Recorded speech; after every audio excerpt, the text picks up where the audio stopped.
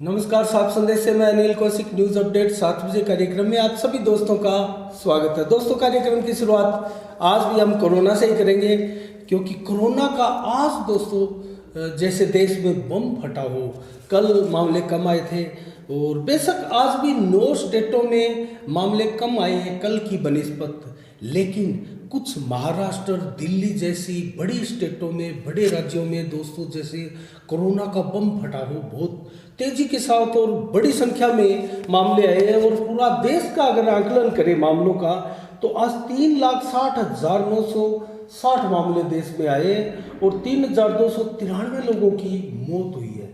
तो दोस्तों, कल की बनिस्बत अगर देखें तो 37,816 मामले ज़्यादा आए हैं।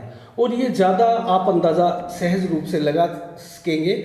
मैं महाराष्ट्र का जिक्र करूं तो महाराष्ट्र में दोस्तों 66,358 मामले आए हैं और 895 लोगों की मौत हुई है। महाराष्ट्र में जैसे एक प्रकार से कोरोना बम फटा हो, 17,658 मामले कल की बनिस्बत ज़्यादा आए हैं। तो अकेले 17,000 मामले तो महाराष्ट्र में ही ज़्यादा आए हैं दोस्तों।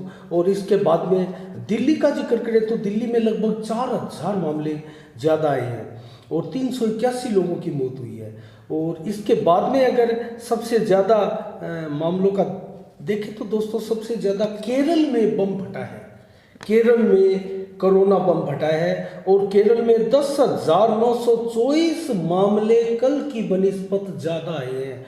तो महाराष्ट्र, केरल और दिल्ली, मात्र इन तीनों का ही आकलन करें तो दोस्तों 30,000 के पास ये मामले बढ़कर आए हुए हैं। और टोटल जो आज बढ़कर आए वो 37,816 मामले हैं। तो कुल मिला के शेष भारत के राज्यों में स्थिति इतनी पैनिक नहीं है जितनी इन 3 राज्यों में है दोस्तों। अब हम सिलसिलेवार आपको पूरे राज्यों का विवरण बताते हैं।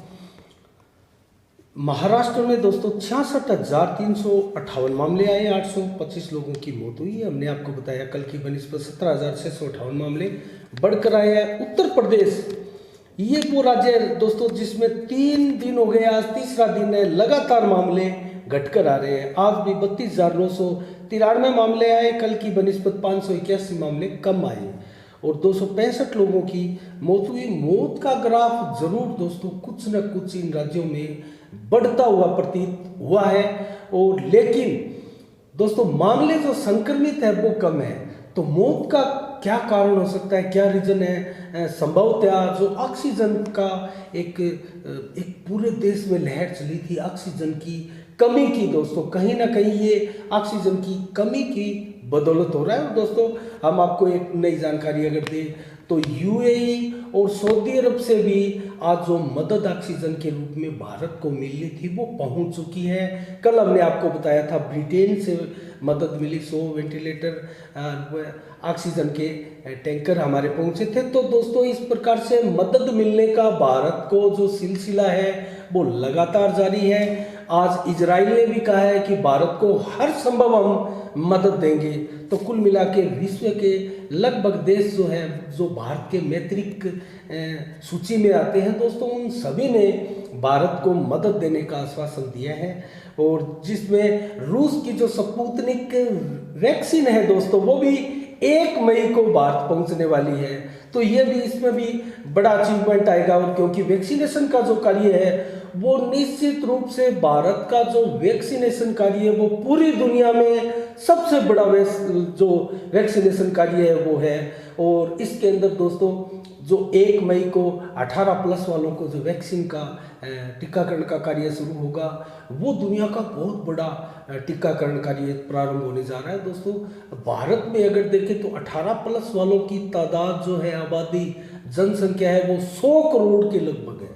100 करोड़ की आबादी जो है 18+ वालों की भारत में है दोस्तों।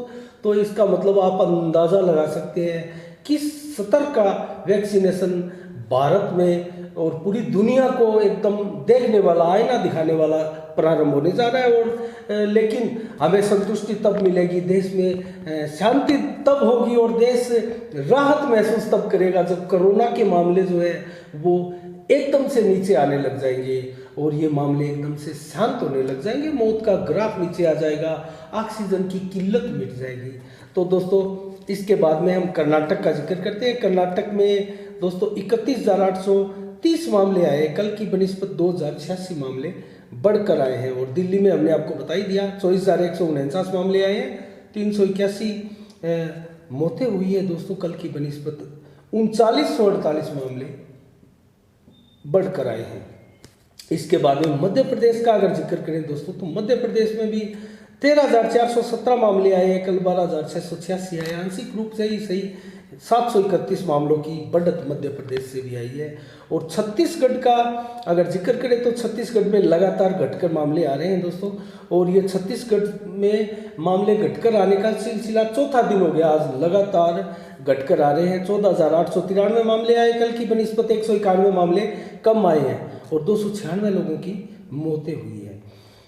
केरल का हमने आपको बताया है दोस्तों, 32,819 मामले आए हैं, कल जो मामले आए थे 21,890 आए थे, वो 10,929 मामले बढ़कर आए हैं। 32 लोगों की मौत हुई है, कल केरल में 28 लोगों की मौत हुई थी। और अब तमिलनाडु का जिक्र करें दोस्तों, तो तमिलनाडु में 15,830 मामले आए हैं, कल की बनिस्बत आंशिक रूप से 146 मामले बढ़कर आए हैं। और तमिलनाडु में 77 लोगों की मौत हुई है, कल 94 लोगों की मौत हुई थी, यहाँ मौतों का ग्राफ गिरा है। गुजरात में देखें दोस्तों तो 14,352 मामले आज आए हैं गुजरात में, और मात्र 12 मामले कल की बनिस्बत बढ़कर आए हैं। और कल जो 14,340 आए थे वो परसों की बनिस्बत मात्र 48 आंशिक रूप से बढ़कर आए थे।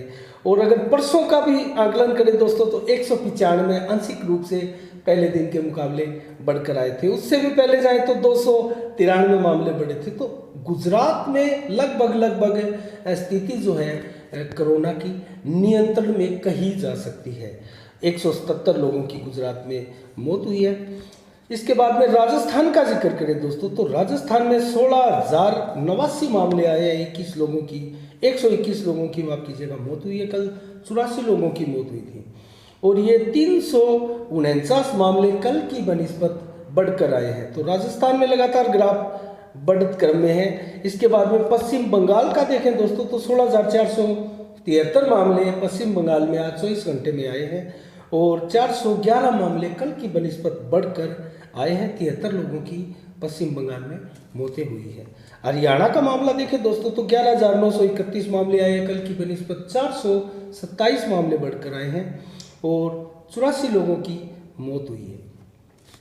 अगर आंध्र प्रदेश का देखें दोस्तों, तो आंध्र प्रदेश के मामले 11,434 आए हैं, कल की बनिस्बत ये भी 1,553 मामले ज़्यादा है दोस्तों, और 64 लोगों की मौत हुई है आंध्र प्रदेश में। बिहार में देखें तो बिहार में भी लगातार बढ़त क्रम में है। आज 12,604 मामले आज आए हैं, कल की बनिस्बत 803 मामले बढ़कर आए हैं। 85 लोगों की मौत हुई है, कल 67 लोगों की मौत बिहार में हुई थी।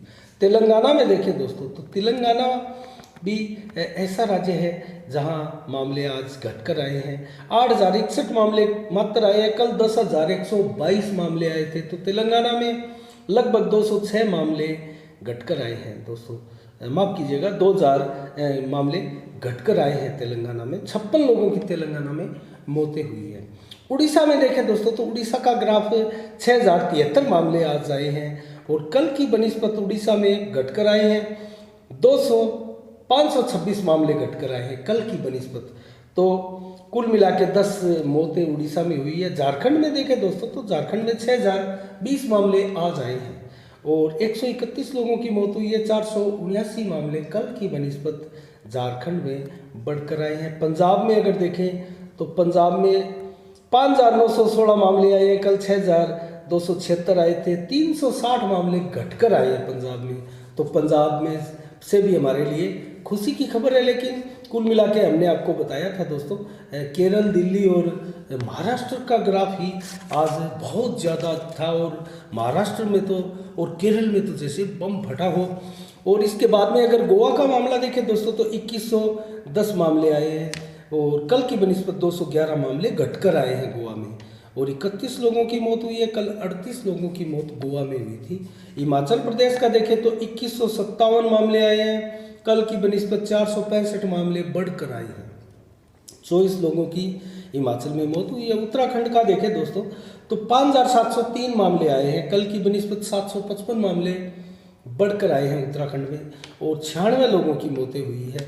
जम्मू कश्मीर का देखें तो 3,164 मामले आए हैं, इसमें 1,029 मामले बढ़कर आए हैं दोस्तों कल की बनस्पत। जम्मू कश्मीर में तेजी के साथ बढ़े हैं, 25 लोगों की मौत हुई है, 25 लोगों की कल मौत हुई थी। असम का देखें तो असम में मामले घटकर आए, 3132 मामले कल की बनस्पत मात्र आंशिक रूप से ही 5 मामले घटकर आए हैं। तो इसके बाद में दोस्तों जल्दी से हम बता देते हैं आपको, त्रिपुरा में 124 आए हैं, कल की बनस्पत 13 बढ़कर आए हैं, 2 लोगों की मौत हुई है। मणिपुर में 175 आए हैं, कल की बनस्पत 29 मामले बढ़े हैं, 3 लोगों की मौत हुई है। अरुणाचल प्रदेश में 123 मामले आए हैं और कल की बनस्पत मामले घटकर आए हैं। और मेघालय में देखें तो 147 मामले आए हैं, कल की बनस्पत 17 मामले बढ़कर आए हैं, 4 लोगों की मेघालय में मौतें हुई है।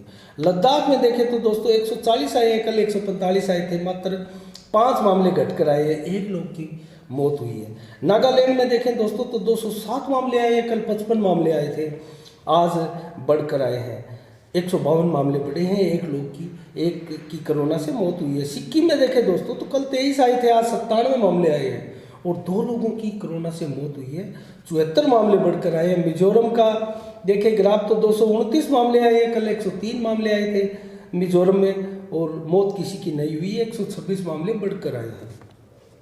लक्षद्वीप में भी 121 मामले आए हैं दोस्तों, कल से 6 मामले घटकर आए हैं, 1 लोगों की मौत हुई है। और चंडीगढ़ में दोस्तों 837 आए हैं, 6 लोगों की मौत हुई है, कल 5 की हुई थी, आज 16 मामले कल के मुकाबले बढ़कर आए हैं। और पांडुचेरी में दोस्तों तेजी के साथ मामले बढ़ रहे हैं, 274 कल की बनस्पत बढ़कर आए हैं, 1021 मामले आए हैं, कल 747 आए थे और 13 लोगों की मौत हुई है, कल 10 की हुई थी। पांडुचेरी में अभी चुनाव संपन्न हुए, 2 मई को रिजल्ट आने वाला है दोस्तों। 5 राज्यों में जो चुनाव हुए हैं उनमें रिजल्ट 2 मई को आएगा। और बंगाल में दोस्तों अंतिम चरण का चुनाव बचा है। इसके अलावा दोस्तों अब हम आसपास की खबरों में देखें तो शेष ऑल ओवर खबर देखें तो दोस्तों दिल्ली में आज एक बड़ा घटनाक्रम देखने में आया दोस्तों। दिल्ली में एलजी को अधिकार पर आज केंद्र की द्वारा अधिसूचना जारी कर दी गई है। ये मामला दोस्तों केंद्र और राज्य की स्टेट की लड़ाई है, ये पहले से चला आ रहा है, लेकिन जिस प्रकार से दिल्ली हाईकोर्ट ने केजरीवाल की सरकार को लताड़ लगाई थी दोस्तों, और यहाँ तक कह दिया था कि अगर आपसे ये मामले नहीं संभल पाते हैं कोरोना के और तो हम ये केंद्र को सौंप देंगे, आप हमें बोलकर बताओ। तो इस प्रकार से ये जो एलजी को अधिकार दी गई, ये नया कानून क्या है दोस्तों, इसका जीएनसीटी एक्ट में संशोधन कर ये नया कानून बनाया गया और इसके तहत उपराज्यपाल को सबसे ज़्यादा अधिकार मिल जाते हैं। मुख्यमंत्री से भी कहीं ज़्यादा अधिकार जो दोस्तों उपराज्यपाल को मिल जाते हैं और ये लगभग आपदा की स्थिति में ऐसा होता है। इस कानून के अंदर इस तरह के प्रावधान है दोस्तों।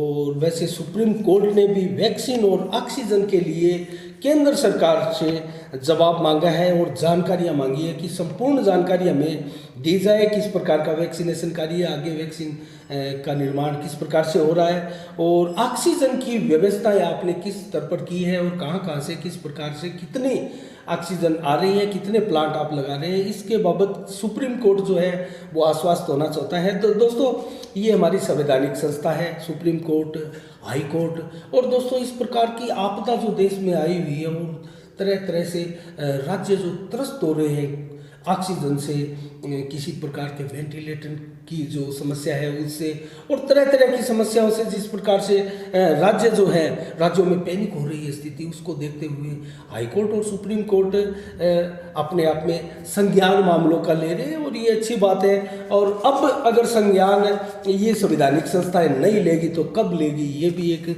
बड़ा सवाल है, बड़ी बात है। तो दोस्तों इसके बाद में एक चीज़ मैं और बताऊंगा, 1 मई को जिस प्रकार से स्पुतनिक वैक्सीन भारत में पहुंचेगी रूस की, उसके बाद में स्थिति में निश्चित रूप से सुधार होगा।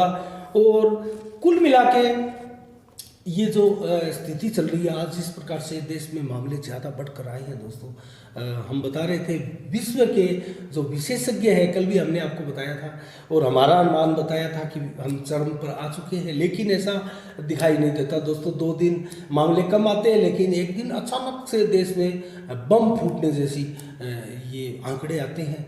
तो क्या हम 15 मई तक या 20 मई तक भारत के अंदर जो कोरोना के मामले चल रहे हैं उसका चरम आएगा?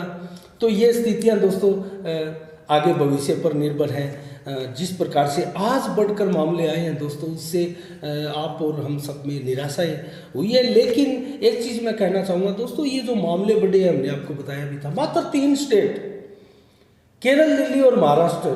तो क्या दोस्तों दिल्ली की सरकार, महाराष्ट्र की सरकार, केरल की सरकार, केरल में चलो फिलहाल चुनाव हुए हैं, नई सरकार का गठन होगा 2 मई के बाद में, तो दिल्ली और महाराष्ट्र का ले जहां पर दोस्तों 25,000 से ज़्यादा मामले आए हैं, तो क्या ये सरकारें फेल हो चुकी है?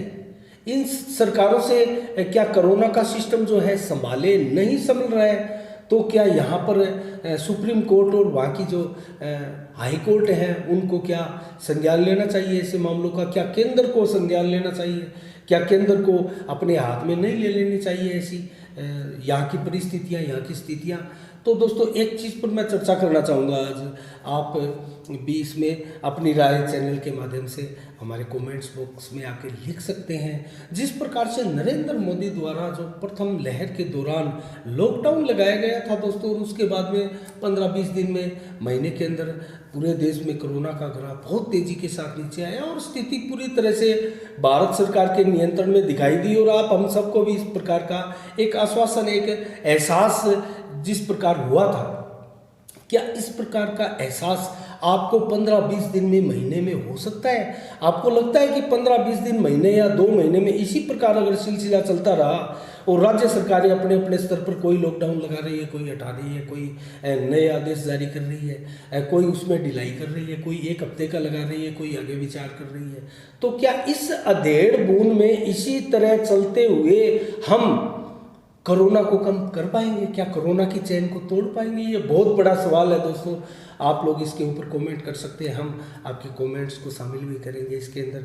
तो दोस्तों कहने का मतलब, जिस प्रकार से 18+ वालों को 1 मई से वैक्सीनेशन का कार्य शुरू किया जा रहा है, उसके लिए आज से रजिस्ट्रेशन का कार्य प्रारंभ हो चुका है। ये 18+ वालों के लिए बहुत खुशी की बात है और आप अपने ऑनलाइन ही इसका रजिस्ट्रेशन दोस्तों करवा सकते हैं।